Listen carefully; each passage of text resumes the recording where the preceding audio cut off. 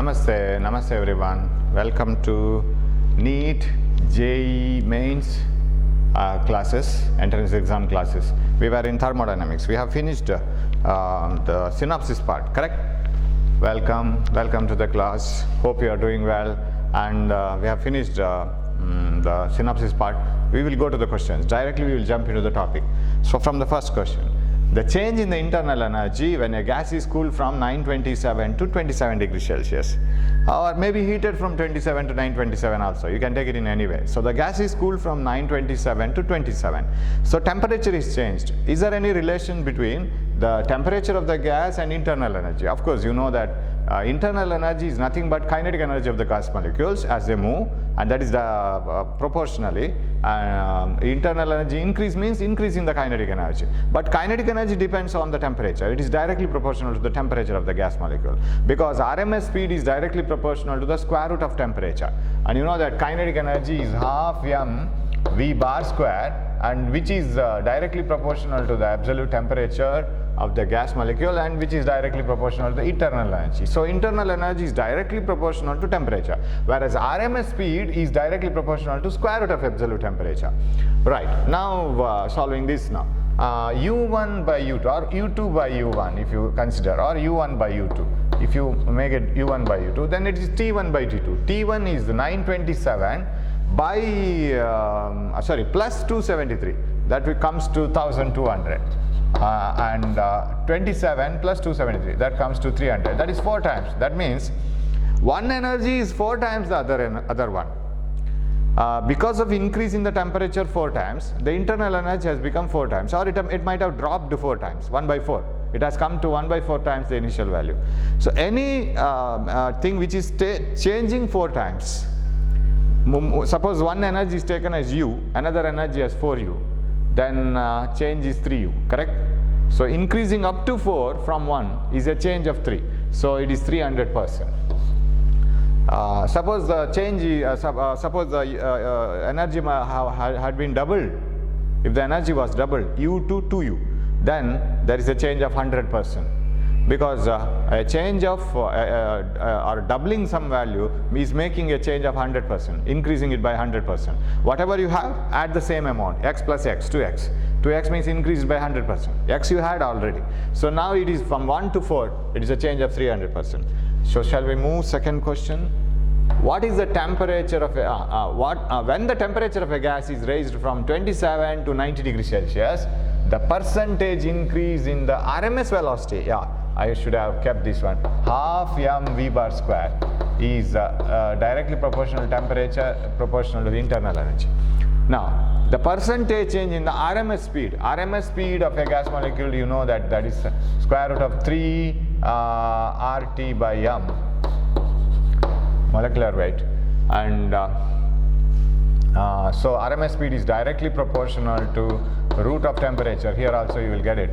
Now if I write the RMS speed of the gas molecules when the temperature of the gas is raised from 27 to 90, V1 bar by V2 bar is equal to root of 27, that is 300, divided by 90. 90 means plus 273, that is 363.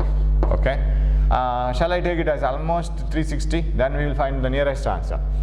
Then this becomes root of 6 5 times, 6 6 times. 5 times and 6 times. So if you want to know what is the new value of velocity, speed, RMS speed, in terms of old value, then you have to invert it, right? V2 bar, new value, by corresponding to the old value. Root of 6 by 5, that is root of 1.2. Root of 1.2 may be something like 1.1. 1.1 into 1.1 gives 1.202 something. So what is V2 bar? V2 bar, that is RMS speed second time after increasing the temperature, becomes equal to almost 1.1 times, I can write the RMS speed in the beginning. So I will bring it here. V2 bar is equal to root of 1.2 V1 bar. V2 bar is almost equal to 1.1 V1 bar, which is an increase of 10%, because you have multiplied this by 100. Suppose V2 was equal to V1, we would have said it is same as V1.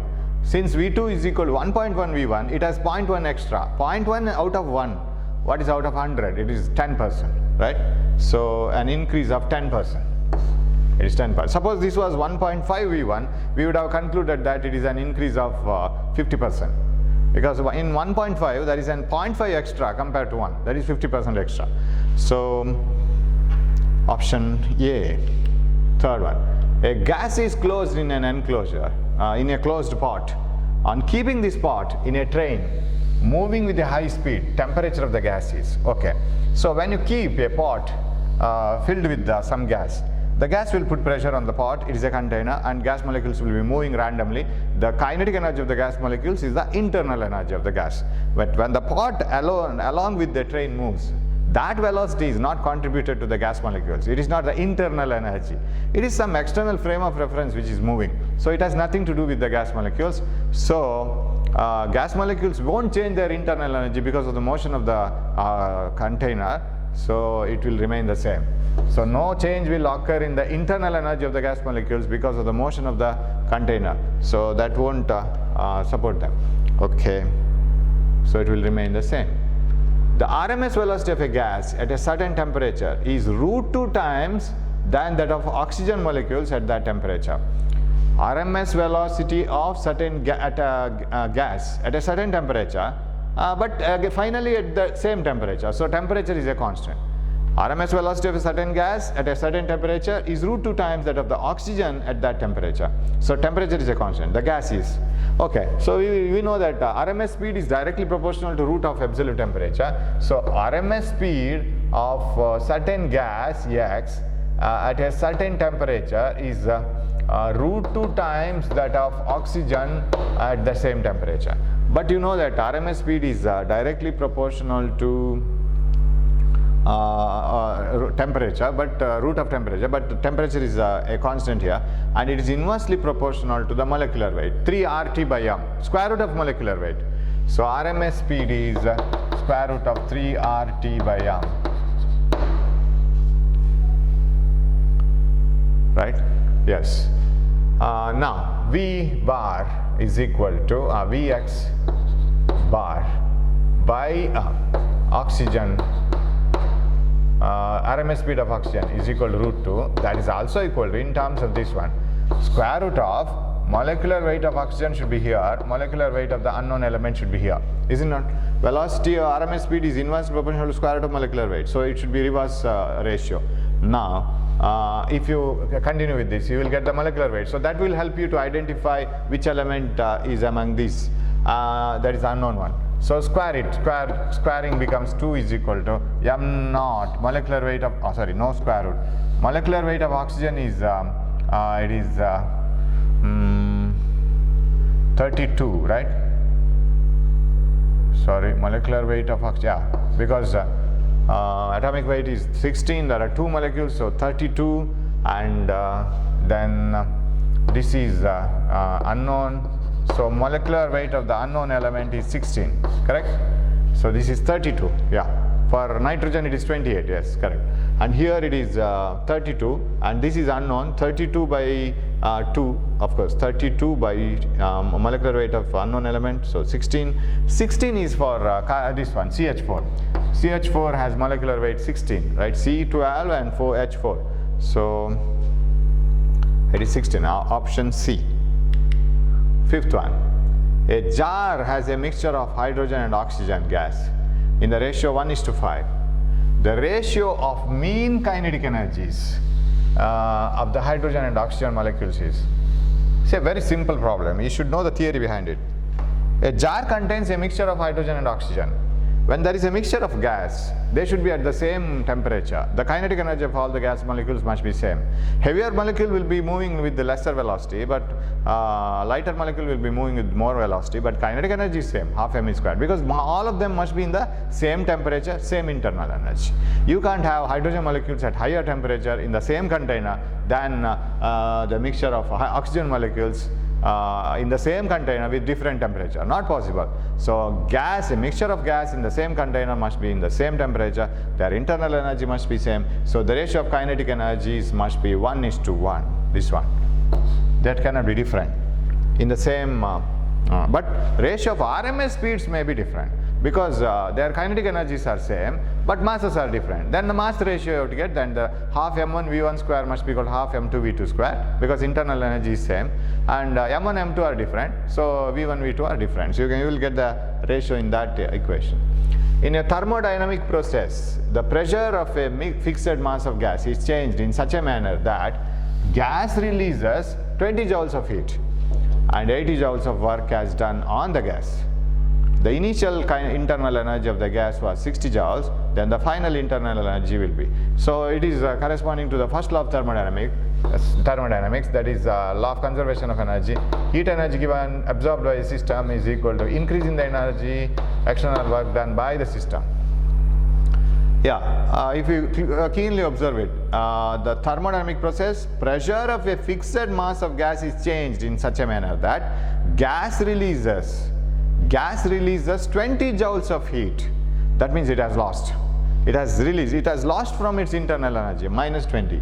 And it releases 20 joules of heat and 80 joules of work has been done on the gas. So 8 joules it has gained, right? 8 joules of work is done on the gas, so it has gained 8, lost 20. And if the initial internal energy of the gas is 30 joules, already it has 30 joules in it, right? So you had 30 rupees. Somebody gave you 8 rupees. And you lost 20 rupees. That is a balance, right? So already the internal energy of the gas was 30 joules, and somebody did work on the gas, and it has got 8 joules of work is done on the gas, not by the gas. Otherwise we would have subtracted it. So 30 and 8 gained, 38, but 20 lost. So what is the balance?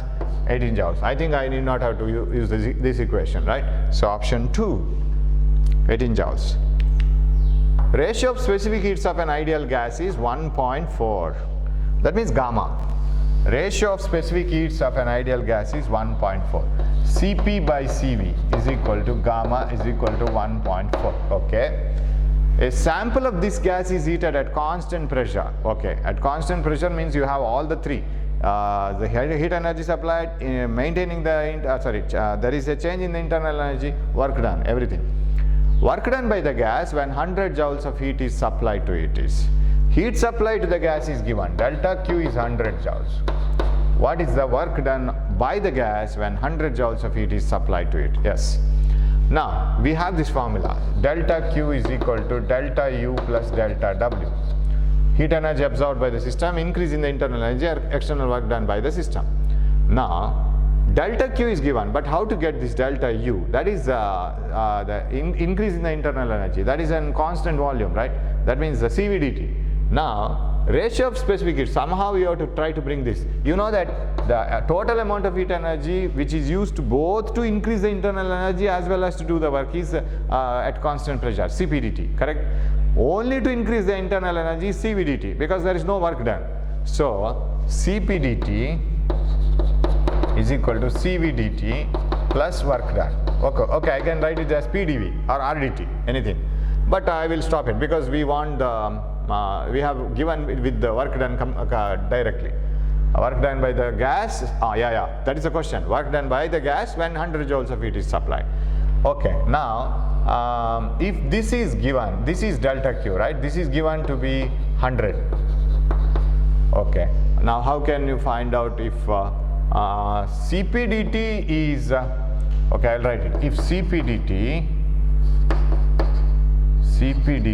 is equal to heat energy given is equal to 100, what is CVDT? CVDT is CV is equal to, or CV is equal to, I can write it here, CV is equal to CP by 1.4, right? Now, what else I have to find out? Yeah, CV is equal to CP divided by 1.4, correct?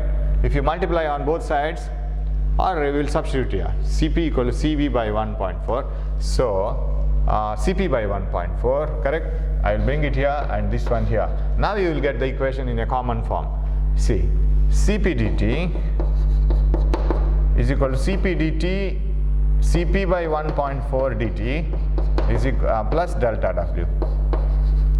Correct? Now what is CPDT? That is 100 by 1.4 plus delta W. So you have cracked it now. Over 100 minus 100 by 1.4. is equal to delta W, right? So of course dW, I should have changed this as dW, yeah, dW, work done. Yeah, so what the thing you have to remember is this first law of thermodynamics can be put in molar specific heats form. So, and molar specific heats have a relation as Cp by Cv equal gamma, Cp minus Cv equal R. So, all the things must be clubbed together. So, 100 minus 100 by 1.4 is equal to dW. What is this answer? That is equal to, this is 1.4 common, this is 140, correct? 140 minus 100, that is 40. This answer is, so 7.7 are 20 are, and of course, did we take the exact answer? Yeah. This will be, yeah, this will be 200 divided by 7, almost 30, right? Less than 30 is this one. 28.57 joules. Yes, that is the answer. So try to mix it up, right? You have to practice it. That is very important. 8. The first law of thermodynamics is a special case of law of conservation of energy. You know it, right? Because energy supplied is used for two purposes: to increase the internal energy and to do the external work. 9th one. 3 samples of the same gas, A, B and C, have initially equal volume. Yes. Here you need a little bit of patience. You have to read the problem and you have to write it. Write the things properly. 3 samples of the same gas are taken. Same gas means I have 3 cylinders filled with oxygen only, say. Oxygen, oxygen, oxygen. 3 samples of the same gas A, B, C are taken. They have initially equal volume, okay? So I will take A, B, C. Initial volumes are equal.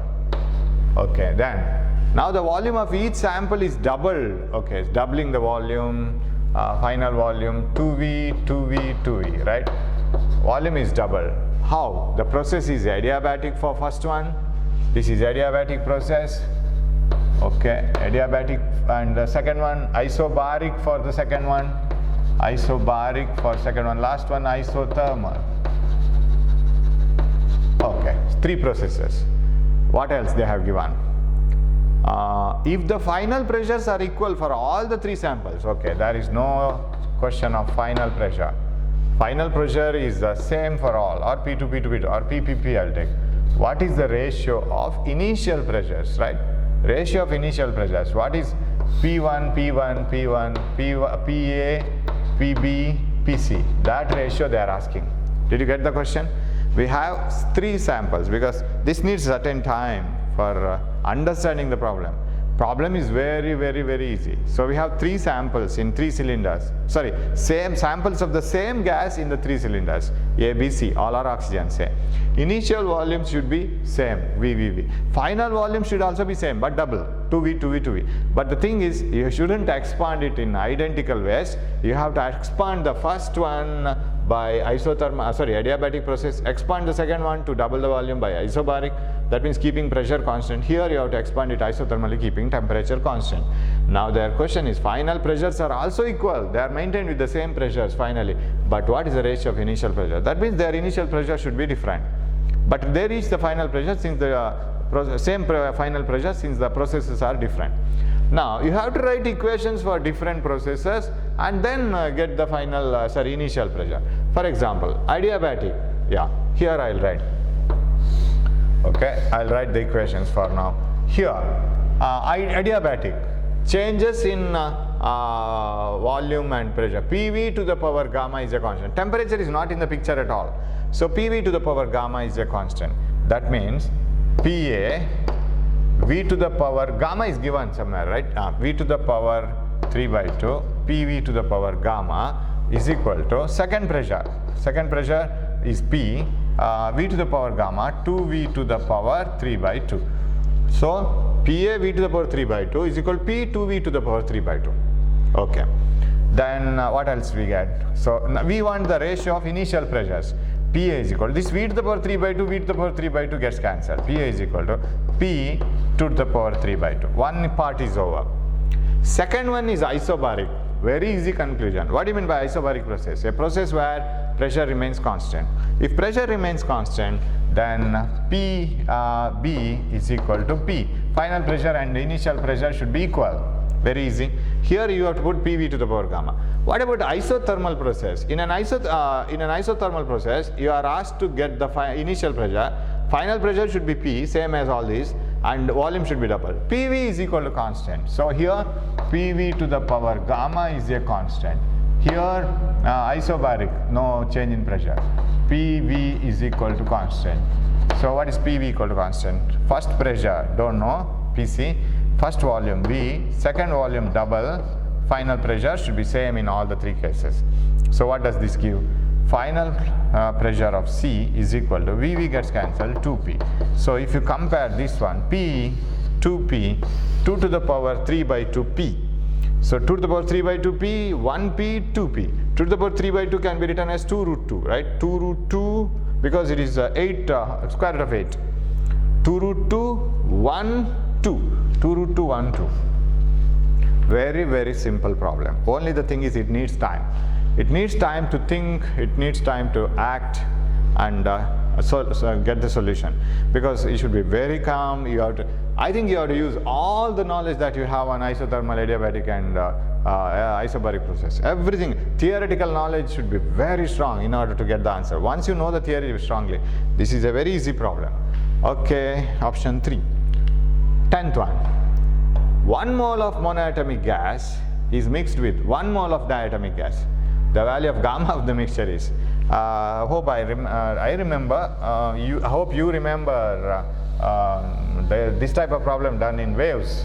The velocity of sound it depends on the gamma atomicity of the gas. When the sound travels with some speed in hydrogen and some speed in oxygen. So what is the speed in hydrogen-oxygen mixture? Depending on the ratio. And now we have to find out the gamma of the mixture. It is as if 5 marbles weigh some 10 gram and 6 balls weigh some 20 gram. What is the average mass of all the things? That is what is asked. So something like that. So if you, and without using those gammas, you can do it like this. You know, the mixture is here. There is a very helpful analogy that both are okay, one is monoatomic, another is diatomic. Yes, they are not both diatomic. One is monoatomic, another is diatomic. That is another hurdle for us. Okay, after mixing up, what is the gamma of the mixture? Okay, so I will do it like this. Since I will take up specific heat at constant volume.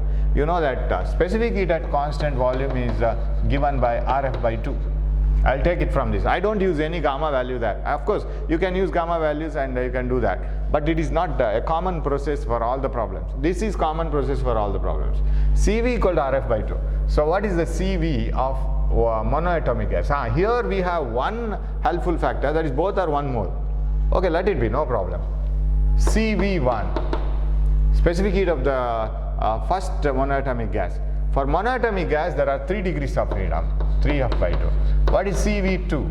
The specific heat at constant value for the diatomic gas, that is Rf by 2, that is 5f by 2, 5r by 2, right? 3r by 2, 5r by 2. This is Cv. Now can I find out the specific heat at constant volume of the mixture? Because my final aim is to find out gamma of the mixture, which is Cp of the mixture divided by Cv of the mixture. That is my final aim. If you want to find out what is the gamma ratio of specific heats, I have to find out Cp by Cv for the mixture. First I will find out Cv for the mixture. Cv for the mixture is C. This is a statistical method. How much amount of monoatomic gas is present? 1 mole. 1 mole into its Cv at constant volume plus how much amount of diatomic gas is, how many marbles are there into mass of each marble, how many balls are there into mass of each ball divided by total number of items, that is 5 plus 5, 10, something like that. So 1 mole of monoatomic, 1 mole of diatomic, 5R iodide. Suppose they are in the ratio 1:3, then 3 moles of diatomic divided by total number of moles, 1 plus 1, that is 2. What is the Cv of mixture? Very easy problem, only to observe the problem in a normal way, right? Not in simply complicated way. Simple thing is you have to find out CV of the mixture by having the proportion. 1 mole of that monoatomic, it's CV. 1 mole of diatomic, it's CV. Total moles is 2. So this is 3R by 2 plus 5R by 2. 8R by 2 by 2. That is 4R. This is 2R. Now you know Cp is equal to Cv plus R, because Cp minus Cv is equal to R. So that should be equal to 2R plus R, that is 3R. Now can't you find out what is gamma of the mixture? Finish. 3R by 2R, nothing is involved, 1.5. So option is this one.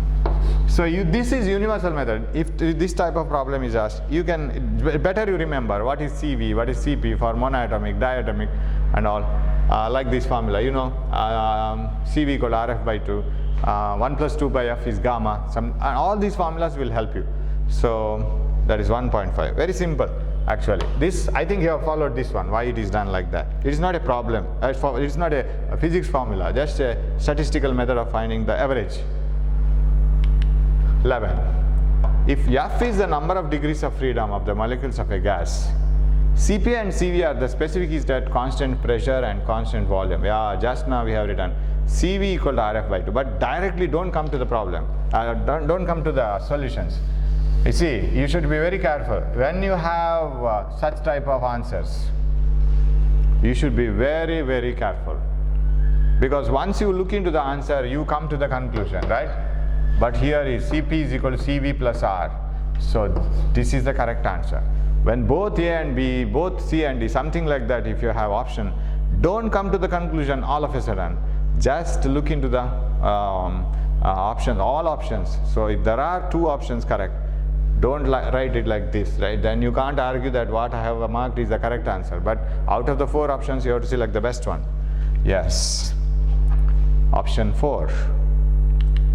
12. Carnot's engine. The efficiency of an ideal Carnot engine.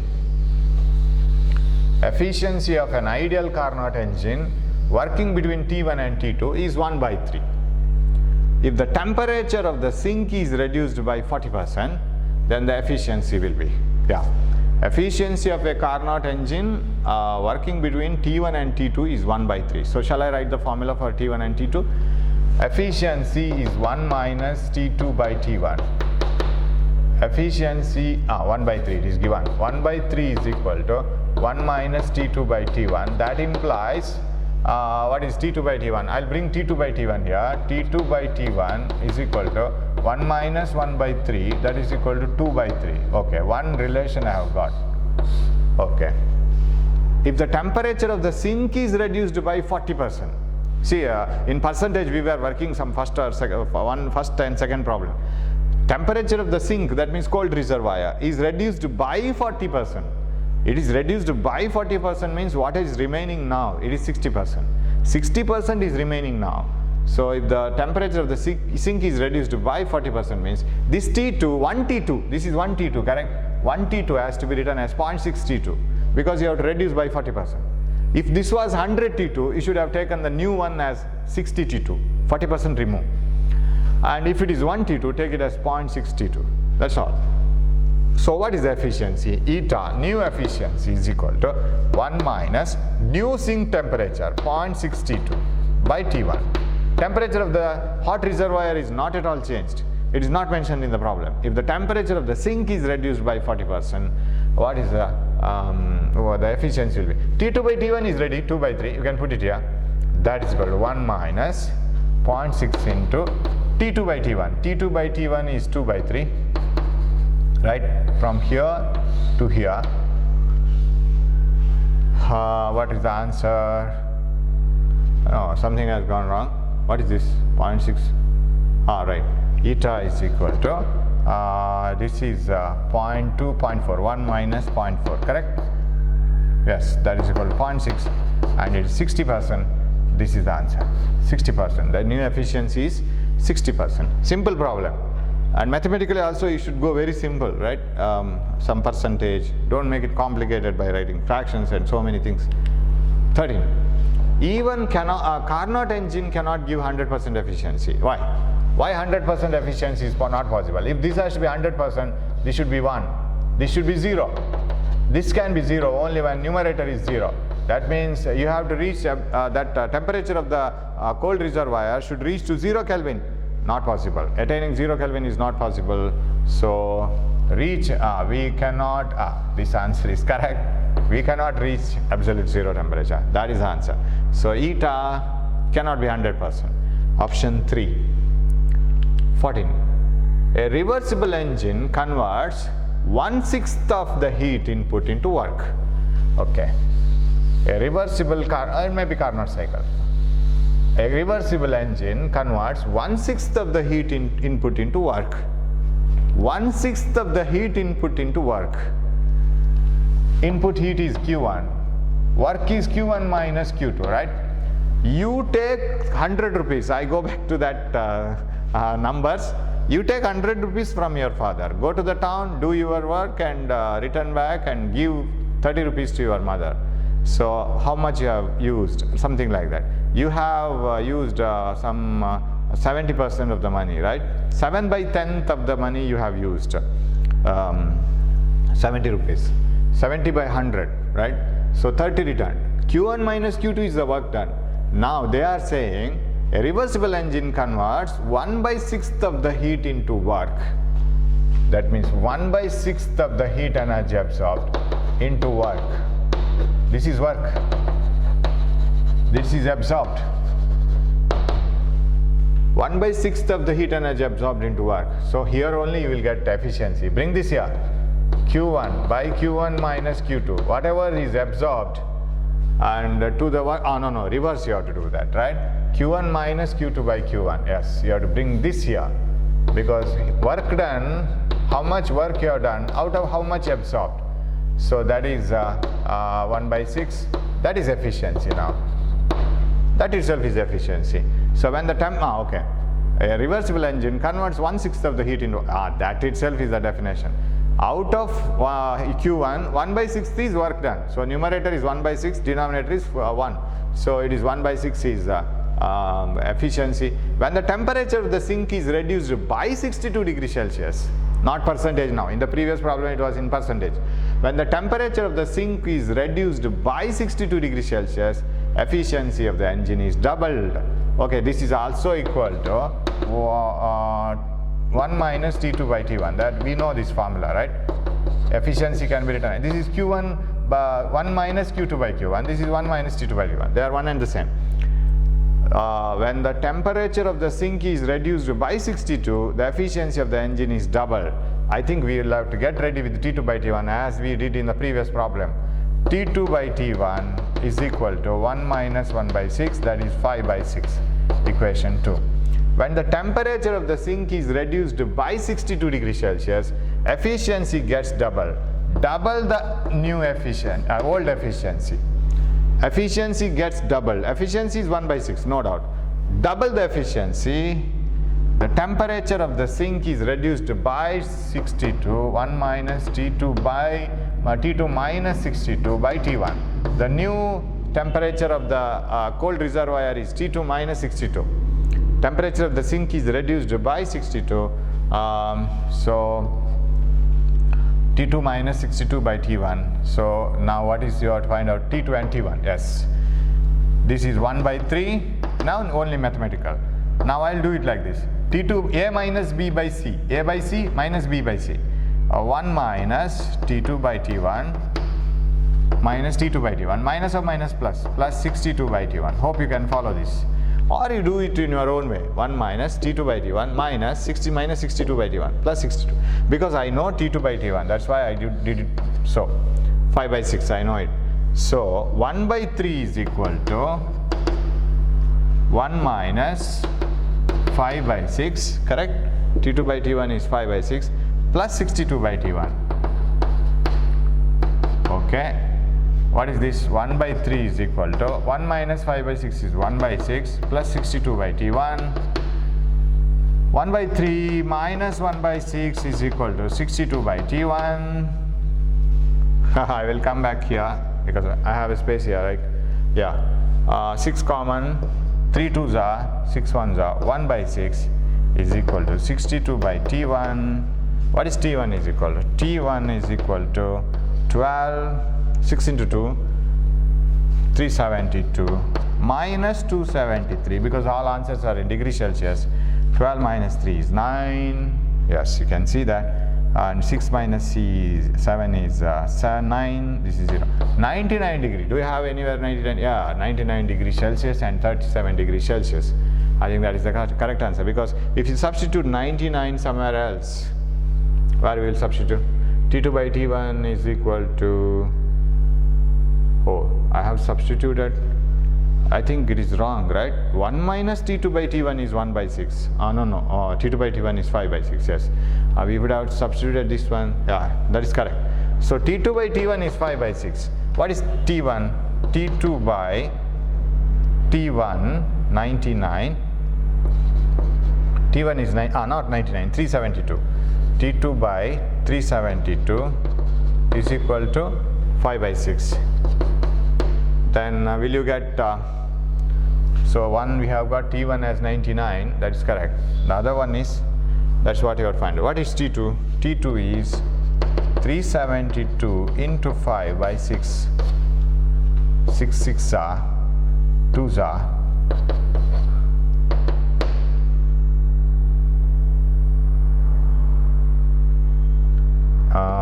10, 310 minus 273, correct?